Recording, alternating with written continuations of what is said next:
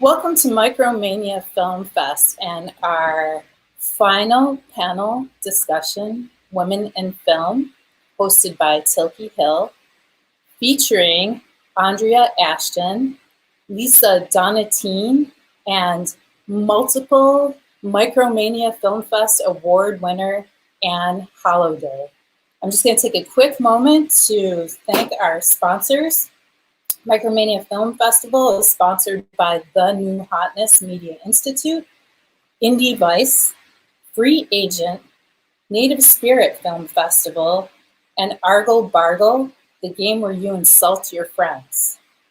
Special thanks to Black Girl Film Club, Mystic Road Films, Caramac Studio, Alicia Ripley, all our panelists, all our judges, and every single filmmaker who's been included and everyone who submitted as well. Quick thing, we are running a crowdfunding campaign. If you have enjoyed this content, we are so close to our goal. We need to hit 80% and we're $227 away. So if that's something you're interested in, visit seedandspark.com/fund, F-U-N-D, /micromania-film-festival, and I'll add the link in the event page. Take it away, Tilke Hill. Hi, everyone. Welcome to Women in Film for MicroMania Film Festival. We are very excited to talk to these three female filmmakers, Lisa Donatine, Anne Holliday, and Andrea Ashton. We are going to give a little bio of each one and then play their work that played at the fest.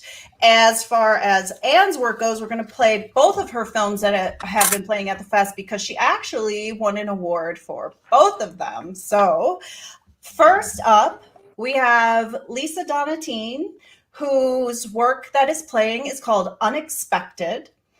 Lisa is a Haitian-American filmmaker. Born and raised in Miami, Florida, she's currently living in Charlotte, North Carolina. She always had a love for film and storytelling, and her desire is to one day become a director and writer and tell stories that will matter for more than one generation.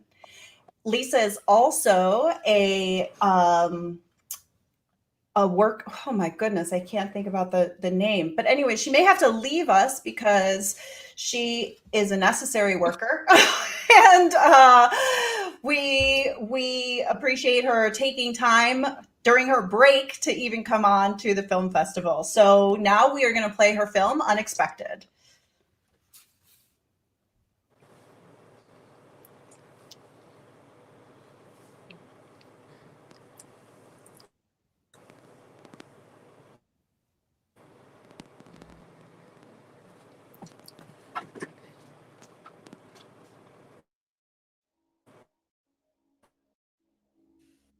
What if I'm pregnant? What am I going to do? What am I going to do? How would I tell it? Will they sit me down? Will they shun me? Man, I should run. No, but I can't hide forever. Oh, God. God, help me. God, help me. How am I going to tell him? I mean, one thing led to the other. Before, we would kiss and touch a little. I mean, this time we actually broke down the barriers. I loved it. I mean, he promised to marry me anyway. I want children, but not like this. You know? I lead worship tomorrow. Nah, I can't do this. I can't go up there in front of those people knowing what I've done. I'll tell them I'm sick and I can't make it. Better yet, I'll act like it never happened.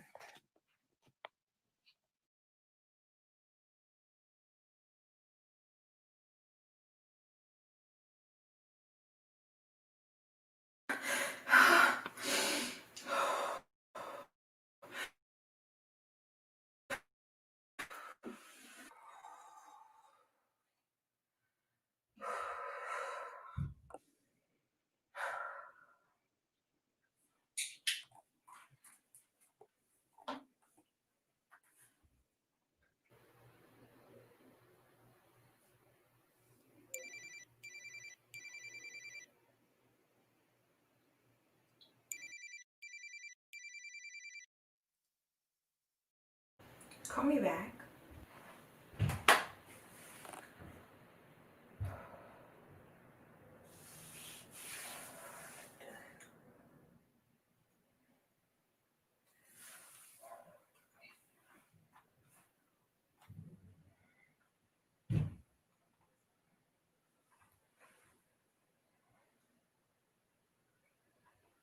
Thank you for calling Dr. Smith office. How may I help you?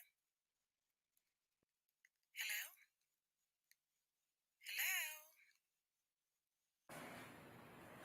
I can't do this.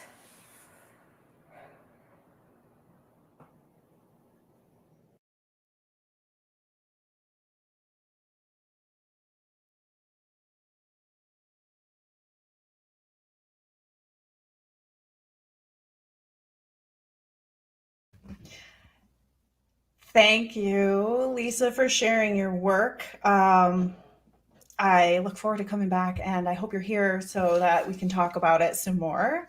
Next up, we are going to show Anne Holliday's work. Anne is a New York City-based director creating effective and cinematic films that preserve the freshness of a lived encounter. Her award-winning work is emotionally resonant, and deeply human. Combining both documentary and narrative techniques, she creates a compelling intimacy at the heart of her work, equal parts authentic, magical, and poignant. She weaves a sublime tableau using light, color, and composition to convey vast amounts of visual information with a formal sensuality.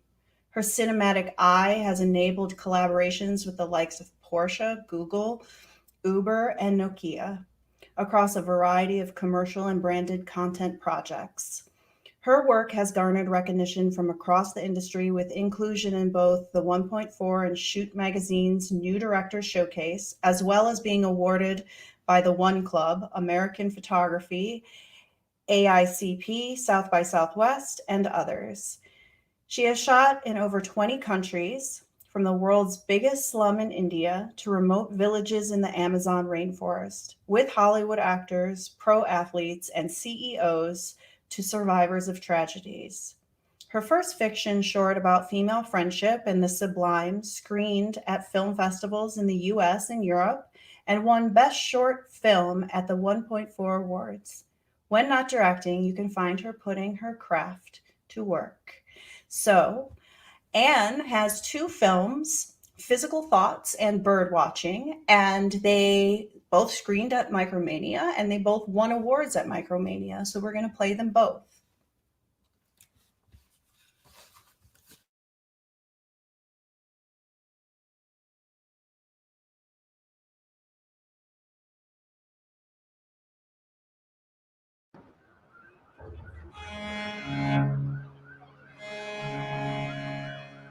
We all have thoughts. You don't share many of them.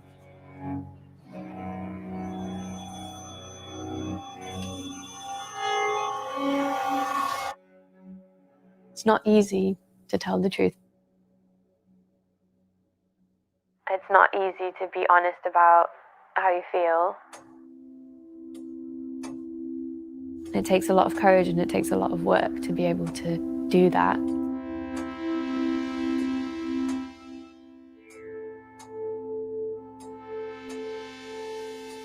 What you communicate verbally is what you choose to share.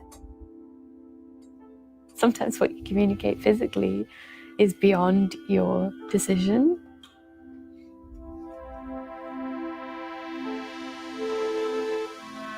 When you see a dancer, you're seeing their whole life.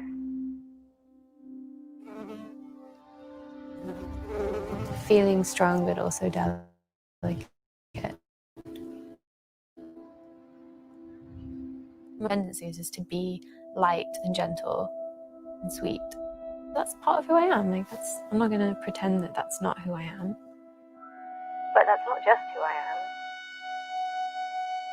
So sometimes my work is to be able to bring up those other stronger parts.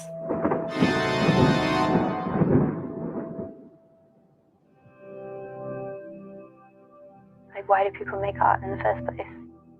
I think they need to express things even if they can't put a finger on what it is that they need to express. It all goes in somewhere, doesn't it? It all goes in, and you never know when it's gonna, or how it's gonna come back out again. Have open eyes.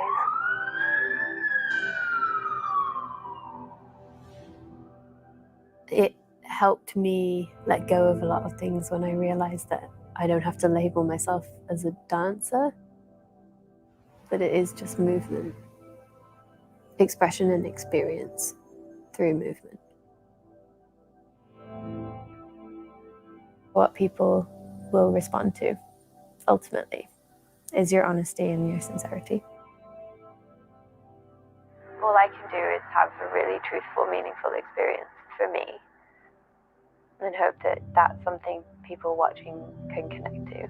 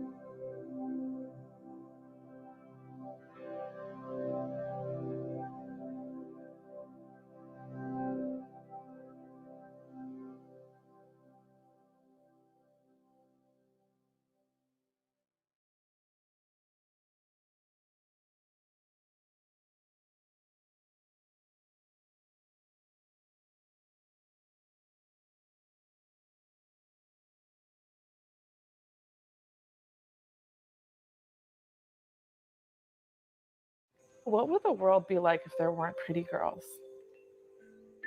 I wonder what that would be like. The realization that gender organizes everything when it seems not to. It was like realizing that the matrix exists or something. There's a lot of, if I'm not smiling, telling you to smile, which really pisses me off. A lot of times it'll be said with something like, it's a waste of a pretty face. And I think it just really gets to the root of this thing of feeling like part of your worth is to be looked at. There are certain things that are pretty small things that I know probably might be different, right? You play that game with yourself. I literally feel like I'm serving a purpose sometimes. The way things are actually have nothing to do with the way things can be.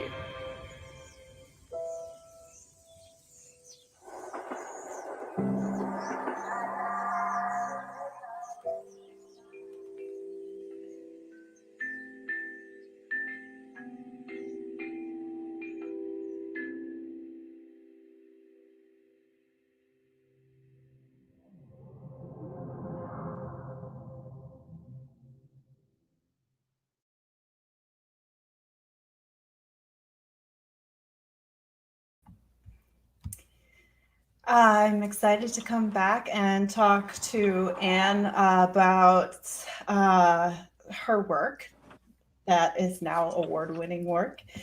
Our final film that we're playing is Love by Andrea Ashton. Andrea is an NYU grad and an ex-Californian, Bay Area born and raised. She's currently a New Yorker, wife, mom, and filmmaker. Her shorts and pilots have garnered dozens of film festival awards, critical love, and thousands of YouTube views, even an archive in the Academy. Her latest pilot, Rockaway, a comedic narrative about cold-water surfers, kicked off its festival run at CineQuest, Northern California's premier arts festival.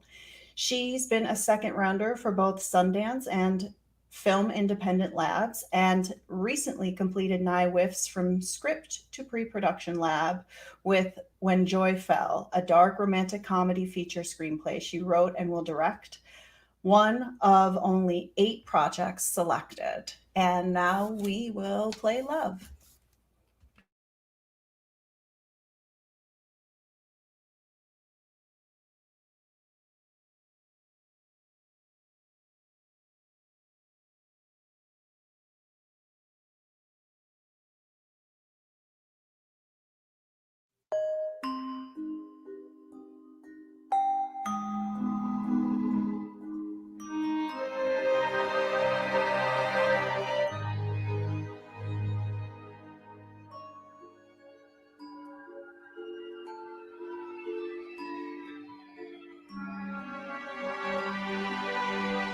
love.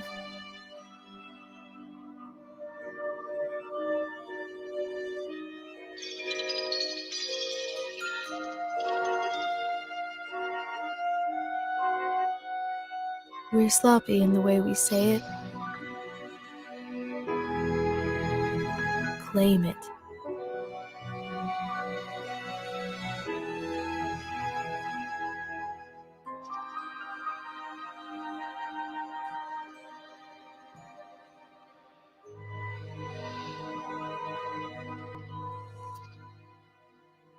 In the way we exploit.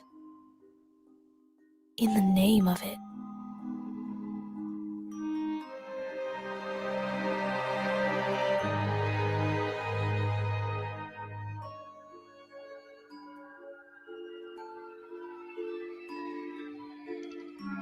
We cloak it in cliches and excuses.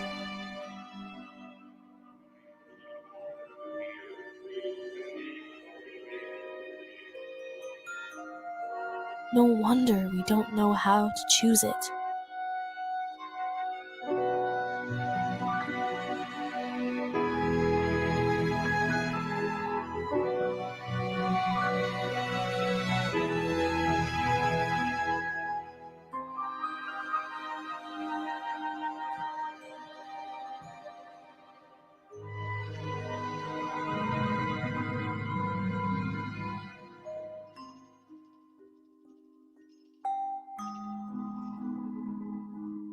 We leech,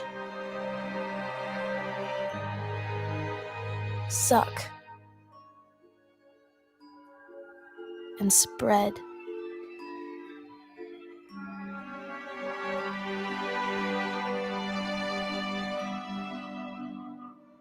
Like a bug who feasts on an unknowing host.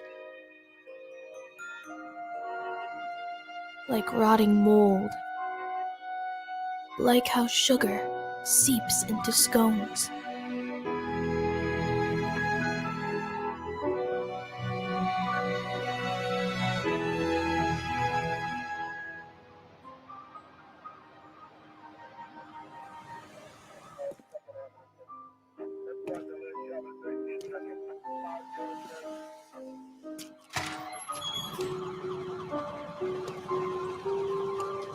Hey, what's your name? We want someone other than ourselves to be our one and only home.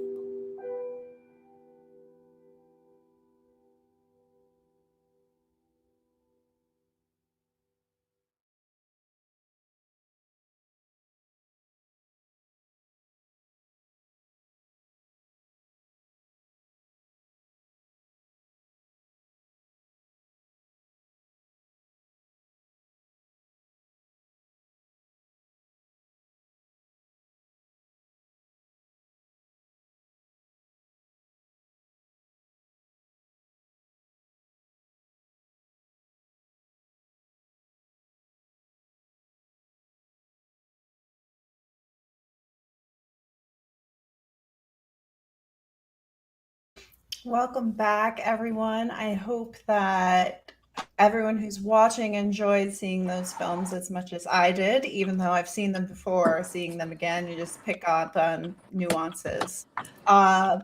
Because the word is essential worker. I kept thinking necessary, but the word is essential because Lisa is an essential worker and she's visiting us from break. I am going to start with her. And because also this is called MicroMania Film Festival, and for this, micro means 5 minutes and under.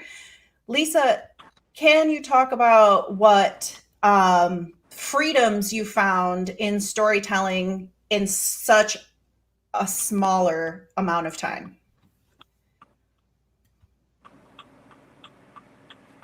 I'm sorry, it kept breaking up, so I'm having a hard time hearing the question. Can you read the text? Can you see the text? I can write it in the text.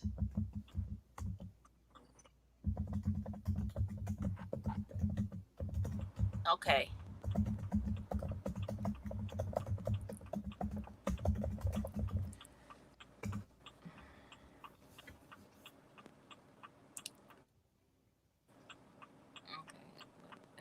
what freedom have you found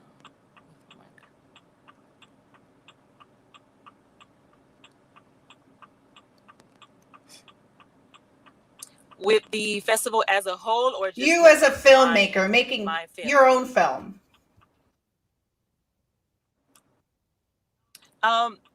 I would definitely say the freedom to, tell the stories that you want, and express the feelings, emotions, and ideas and creativities. It's the best part about being a writer is that you can go anywhere with it. So I think that's the freedom that I found, that you can make anything possible. It's your story, it's your story that you're telling. So yeah. So do you think that you feel there's a freedom because you can tell any story that you want within a 5 minute or under, is that because there's no budget constraints? You can't hear me. I'm sorry. Can you write Yeah. it again? It's still breaking up. Yeah. I don't know if it's my internet, but yeah, I think I have poor internet here in this area.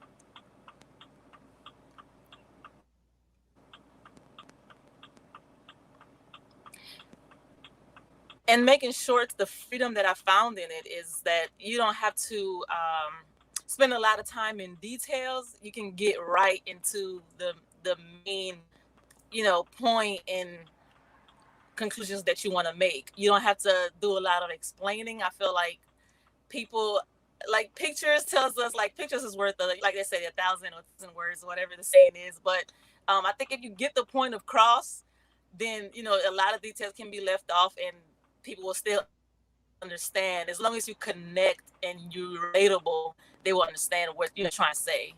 So yeah, I think the details is out. That because you have this smaller container, let's call it, that you have to just express exactly what you need to express. All the fat has to get removed. And I think, from your story, which is a very female story, Right. that's, a female story, that experience, that we really see that with your work, that we understand everything that's happening and the struggle that you're presenting through it. Nothing is taken away by the shorter form.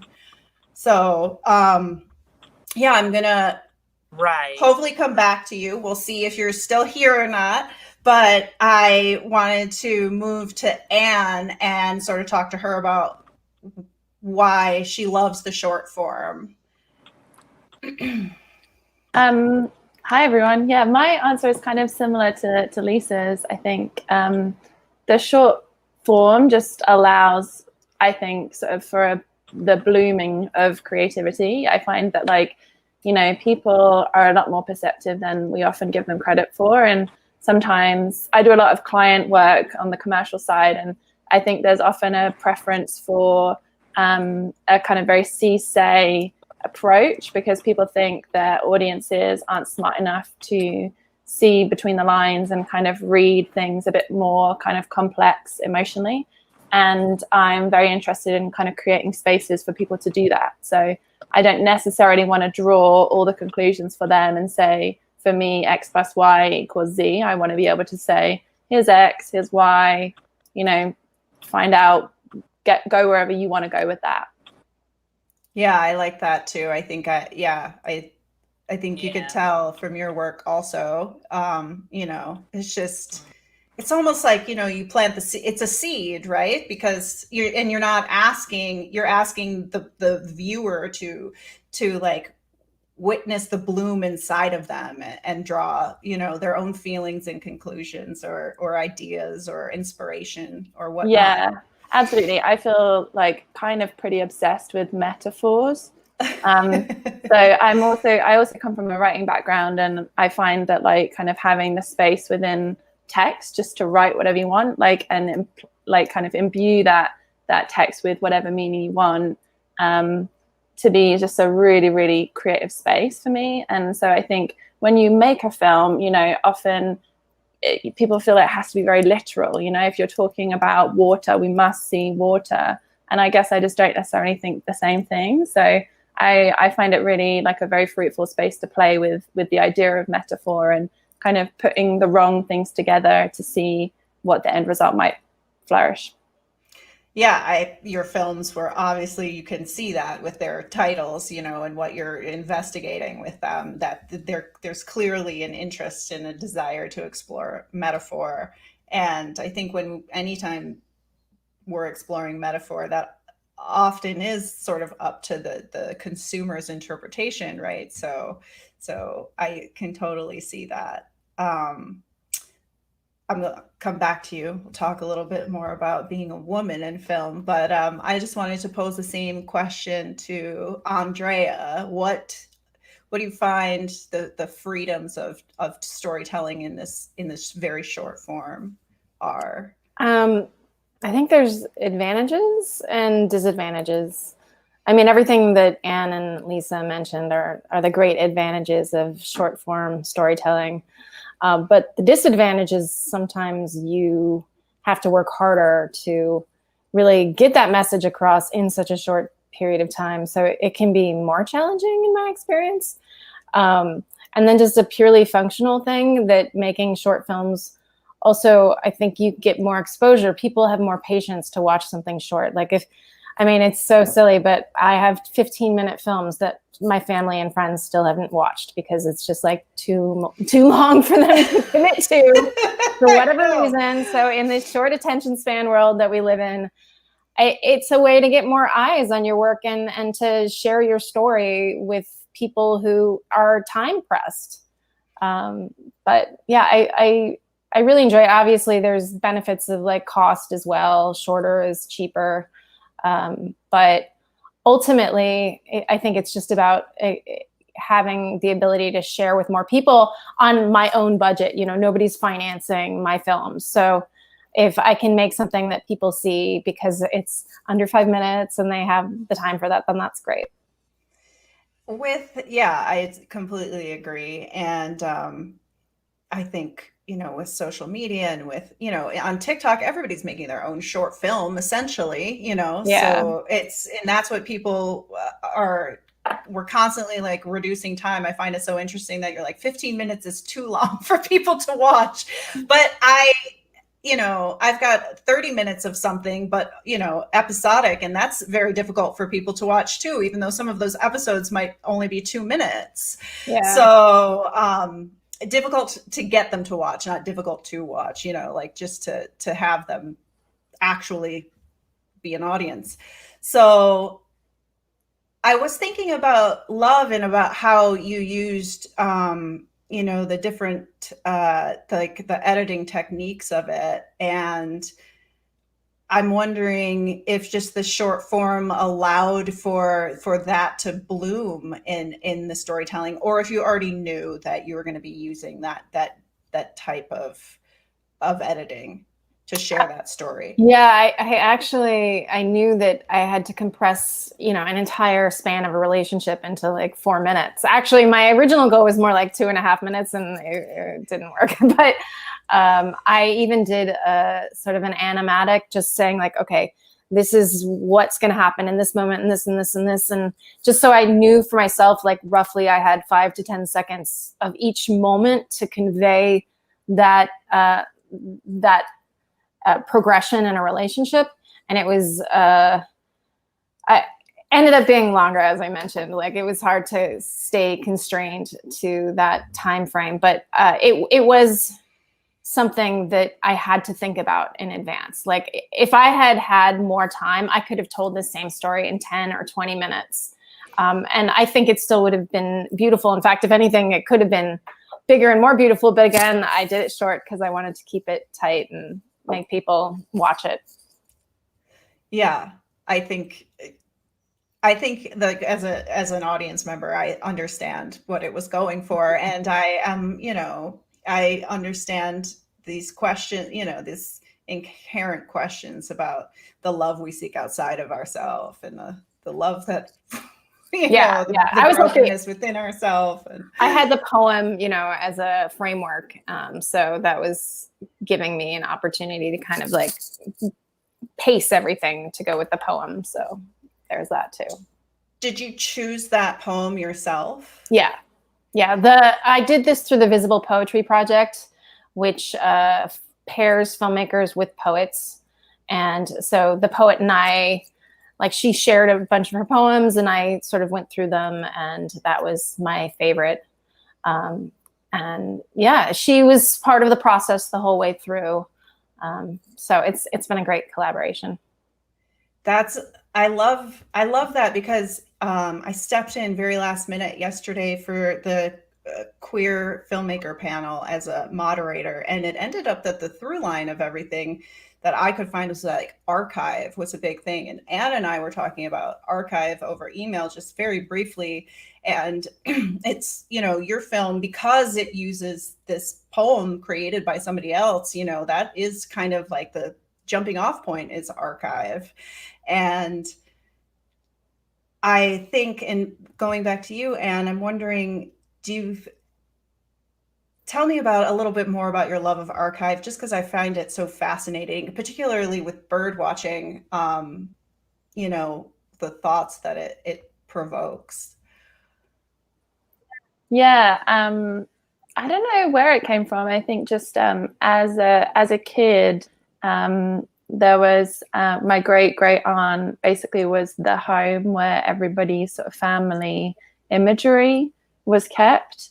And when she died, everybody just had to try and kind of clear out the house very quickly. And I just remember seeing this fire, literal fire, where people were putting negatives and images on. And it just like really struck me as like very, very bad, like the completely wrong thing to do.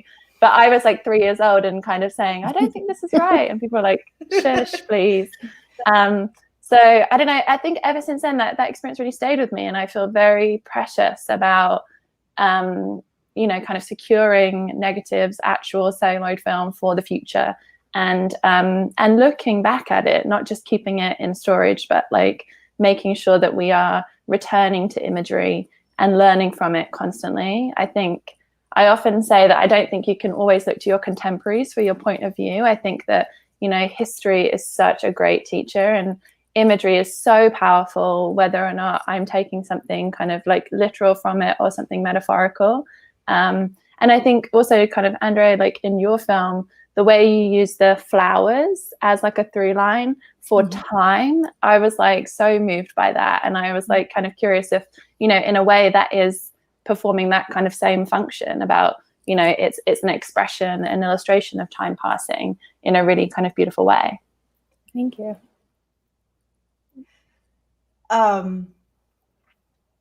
So yeah, thinking about the flowers, that's a very insightful observation, I think. And I also was thinking too, we have a very different time that we're in right now, where filmmaking is not, you guys have you've had careers. And so, I imagine you're working with larger crews and all this kind of stuff, but just the inspiration and the creation that you can make from archive, your own personal archive in a short form, in the times that we're in, as we're opening back up, or some people are in places that are shutting down, like just the simple movement of what you were saying, Anne, is going through your own history, because that's what I had noticed yesterday. Or in Andrea's case, collaborating with somebody else about their own archive, this poet's archive of their own poetry. And I think that it's really fascinating, and maybe we'll just can keep making films. Everybody's going to have their own short films about their own history, and in a way create another type of archive, through their own. I think There's something there, I think, maybe between our two films about, you know, what has to come first. And I think everything you're saying, Tilky, in terms of like this present moment, like people shouldn't feel like they have to write the script and get the whole crew together and like wait for that moment. I think there are things that you can do, and you can put the cart before the horse a little bit, whether it's collaborating with other people like you did, Andrea, in terms of the poet, or whether it's like shooting a little bit, or kind of looking back at things that you filmed before and finding a new through line for them. I think there's always ways to reconfigure the filmmaking process to make it work for you. Yeah, I think, you know, if we look at the microfilm as a container, like what freedoms does it offer, then like we can look at the world as a whole right now and say, okay, yes, we have limitations, but like what freedoms do those limitations offer?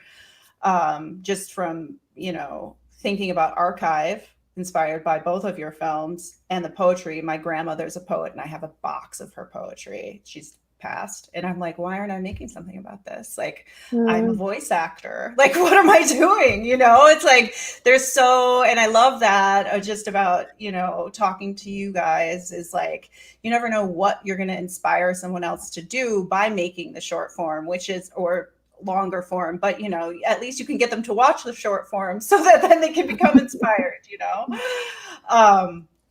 So my other question, that since we're in a women in film panel and you guys have careers both, I'm wondering if, since you became a filmmaker, and this is up to, you know, this is for both of you, since you became filmmakers in a professional setting, what are some of the challenges that have sort of seemed to wash away from being female, and what are some of the challenges that you see still there because of the body that you occupy, if you do or if you don't? That's a big question, but it's a big question. Yeah. I mean, you know, I've seen sort of a transition because it's over 20 years I've been in the industry, and women were not supporting women 20 years ago like they are now, which I think is kind of a tidal change for everything. It was more competitive because each woman would say, well, there's only one of us in this room of 10, so I'm going to push you out so I can stay in this room. That was kind of the mentality back when I was first entering the world. And so it was sort of hostile and strange. And it's been amazing to see this transition in terms of women just wanting to help each other out and making sure that there's more representation, making sure that our stories are being told. It was a wake-up call for me when I read some article about the fact that everything I watched as a child was probably written or directed by a man.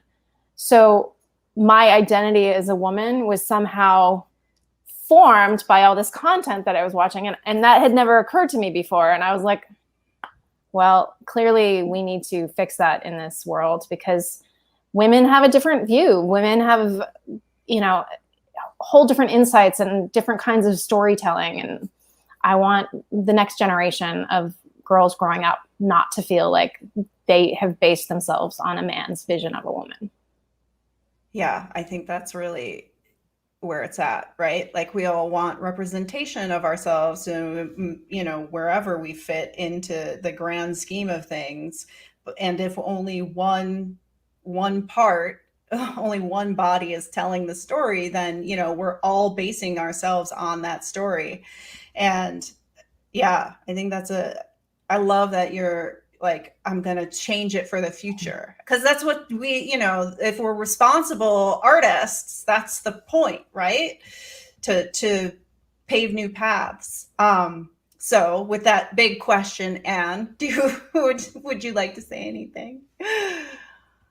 I 100% agree with everything Andrea said, and feel very inspired about that kind of mission as well, definitely, and trying to do better, and continue to do better in terms of, like, even on like my own productions, like making sure we have a diverse crew and that there are opportunities for Black women, trans people, gender non-conforming folks as well. Like everyone's welcome. I do think there is a breed of film worker across every different role in production. I think that sort of definitely skews towards the white male. Like I think that's sort of what everybody pictures in their brain whenever they go down the list of crew, whether it's like grip, gaffer, like you just put that sort of person into that box. And so it's a big effort. Something that I'm taking on personally as like a responsibility, like on projects that I'm directing, to make sure there is representation on the crew as well. Well, that's amazing. And yeah, we thank you for that. And it is an effort, because I know for myself, because those are the people who fit that crew, that model, and like fit that's what I skew to also. And I always have to go back and say like, okay, no, there's other, like, where, you might have to think outside of the box, but that's the whole point, Those people are there and they're perfectly skilled and they just need the opportunities and the experience. And it's like, we have to find them and we have to do better to give them opportunities and give them sort of the support they need to kind of get the experience that puts them on a level playing field. Do you think that because you're a woman, that it is also, that's part of your responsibility to give opportunities to people who might be othered? I would say that we should all be doing that. I agree. I totally agree. I'm just wondering if it's, part of a body of people who may have been othered in some way, that then think to, because I feel it's my responsibility, and I don't know if it's because I'm a woman or because I'm just a person who thinks like that, I mean, my husband is a white male cinematographer, and mine too. But he definitely, when he's going on jobs now, there is a conscious thought of, how do I build this department so that there's diversity? Like the old days, he'd just pick the people he knew and his friends, and unfortunately, some of those people are not getting as much work because, he's making new friends and new opportunities for people out there. But it's definitely, I mean, I consider him very mainstream. And if he's thinking that way, I would like to think a lot of people are thinking that way. Hopefully. Yeah, fingers crossed. I mean, I think it's really good. I think, but what you're both doing with even thinking about it is important. And I see that as even different than my first Women in Film panel that I moderated was 5 years ago. And I remember we talked a lot about the struggles. And now I find that, we're just trying, it's like a shift where we really want to talk about the opportunities and how we can all be catalyst for change. And I like that trend better because I'm a solution-oriented person. So, but the struggles are still there. The struggles are very real. They're very real. What do you think that some of the struggles are the same as they have been? I mean, even though we think we're making strides, like what is it? 8% of major motion pictures were directed by women in the last year. Like, I mean, that's just right. And really, I think that the only women who've ever even been nominated for Best Director have been related to or connected to somebody who had already won an award for Best Director. And so, So, I mean, they're making a lot of changes just in the award system with new people who can vote. And so I think we'll see some gradual change because a lot of it's based on who wins the awards and who's like getting propelled forward. So hopefully some new voices out there will say something different than what we've been hearing for the last 100 years. Right. I think television to me seems more progressive with sharing more than one new type of voice, Yeah, there's a lot of pressure within the TV industry to have more representation in terms of people of color and women. But it's still not 50-50, No, of course not. Exactly. I'm wondering, from your background as a commercial director, and have you found a difference being a woman working in commercial or in film? Not really. I think it's a lot of the same things. There's this organization called Free the Work, which sort of was started as an initiative to get commercial jobs, basically, like one female director or female identifying director to pitch on the commercial job. So when it's being triple bid, that at least one of those pitches and treatments comes from a woman. But and that's helped, I think, in some ways. Like, people just want to be seen on a level playing field and being given the option and the opportunity to be able to pitch and share their ideas. So I think there's progress, but I definitely agree there's a long way to go. But I would rather focus on the opportunities rather than the struggles, just because I think it's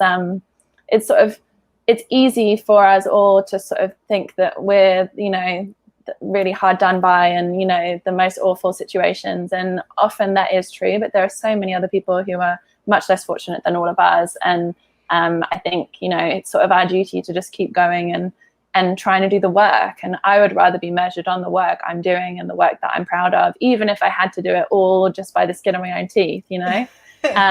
Like, that's kind of what I want to be known for. And I think if we have the resources and the ability to just keep making the work, then I think eventually, I hope that people will see it. Yeah, and I think we're in a good time for, just with modern technology, that some of that's been democratized a bit. You can make a micro short on your phone with archived material in your house. That's quite powerful, right? So that's different than things were maybe 10, 20 years ago. As far as focusing on the work and opportunities, I wondered if each of you could share, and this is for anyone who's watching who is a female filmmaker, wants to be a female filmmaker. There's so many organizations. I mentioned one of them, I think, when I was reading your bio, Andrea Nywift, which is New York Women in Film and Television. If you guys could share any other groups that maybe you're involved with, just so that people know that there are opportunities for women to come together. There's also an organization that's New York and LA based called Cinefem that I've been part of. It's much stronger on the West Coast than here, but it's still a nice group. Just on Facebook, there are so many filmmaking groups. Specifically, there's one group called NYC Women Filmmakers that has regular panels, is just a constant source of people putting information out there to get like answers or recommendations or help. And again, this is women lifting each other up, which I haven't seen in a long time, and I really, really appreciate it. But yeah, maybe Anne knows some more. Yeah, Media Mavens, it's just like an email listserv and Facebook group. Also, always people constantly posting jobs and opportunities, looking for people. And they host like panel discussions, networking events, or did. And yeah, I mean, maybe we can compile some and it could go on the website or something. That's a great idea. Yeah. Because I know I have a friend who has Filmmake Hers, which is actresses and producers, and they're currently doing it virtually. So they've got New York and LA all together now, and I have a few. So Lucia just responded, the festival director, just said yes. So we can compile a list and then have that available. And she also said to send any links that the two of you would like to share of your work on the page. She already has the links for your films also, but anything else that you might want to share. But yeah, I like the idea of compiling a list for anyone else out there who's interested or curious, helping to change the representation out there. We do have to wrap it up so Lucia can come and talk about some stuff, but I wondered if either of you had anything else that you'd like to say about your work, share about what you're working on in the future, anything like that. Nothing? I I mean, nothing's imminent that I have coming out. I do have the Rockaway, the pilot about the cold water surfers is, I'm not sure if I'm supposed to say this publicly yet, but it's in Dances with Films, which is turning into an online festival. But my leaving message is just like make a point of watching women's films, like films that are written or directed by women. They need everybody's support. It'll make a difference in the long run of more women getting hired. That is a great thing to remember. Thank you for reminding us all to do that. And I love the cold water surfers because I'm from Buffalo and I know people who cold water surf. And on a lake, no less. That's amazing. On a lake, which is insane. Wow. I don't know. I'll let you know if I ever try it. I'm too scared. I'll surf in California, but not. I'm like on a lake, and it's in November because that's when there's waves. Yeah. Yeah. Same with Rockaway. So I look forward to seeing that just because I know some of those wildlings. So, and how about you, Anne? Anything you'd like to share with us about upcoming work or last thoughts? I 100% support what Andrea said. Please do that. I think that's an excellent closing point for our whole discussion. Up next for me, I've written a novel, which I'm finishing up on edits, and I'm trying to focus a little bit more on writing projects just during the quarantine period. But then, I'm working on another kind of archivally inspired project, which uses letters between my aforementioned great-great-aunt and friends of hers. So that will be the jumping off point for a narrative project. Awesome. I love it. And what is your novel called? Do you have a title? Yep. It's called Lessons from Nature. Oh. All metaphors. Perfect. Well, we'll be looking out for that. It sounds amazing. So you guys were great. It's so good. It's been so good to connect with other artists these past couple days through MicroMania. So I just thank you so much for sharing your work, and congratulations on all your successes. And thanks for coming on and chatting with me. I feel inspired. So there's that. I hope everyone else does who watched the panel. And as we mentioned, Lucia is going to put all this information on the website, and we're going to compile a list of places where you can go as a female or female identifying filmmaker and find a network. So thank you so much. Oh, and Lucia, don't forget to mention that the 501c3 can also be a fiscal sponsor. Yes. Firstly, thank you to both of you. Thank you, Lisa. I'm sorry we lost you so early. I appreciate you all. Your beautiful work.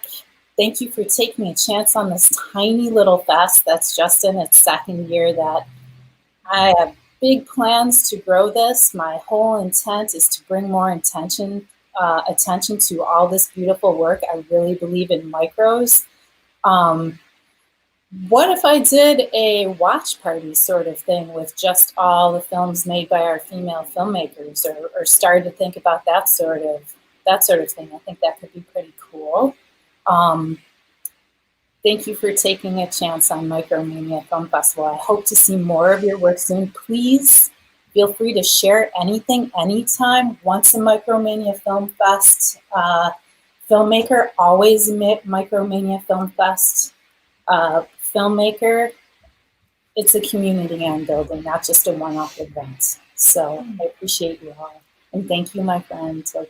I love you. Of course. Great to talk with everyone. I loved your work. I'm inspired. Me too. See you later. Teresa, you can full screen me. Thank you. Bye. Thanks. Thank you so much for watching Women in Micro. It really was a wonderful and rich conversation with a lot of excellent resources that we will be sharing online. Also, the New Hotness Media Institute is a 501c3. We are able to act as a fiscal sponsor. Primarily, we're looking to support support films that highlight stories and makers from communities that are underrepresented. So just go to tnhmi.org. I believe the contact information is on there. And visit, there's 2 more days left to watch all these incredible films, 120 plus films, 5 minutes and under. Really amazing. MicroManiaFilmFest.com or on seedandspark.com/filmfestival/micromania. See you later. You'll see my face one more time. Bye.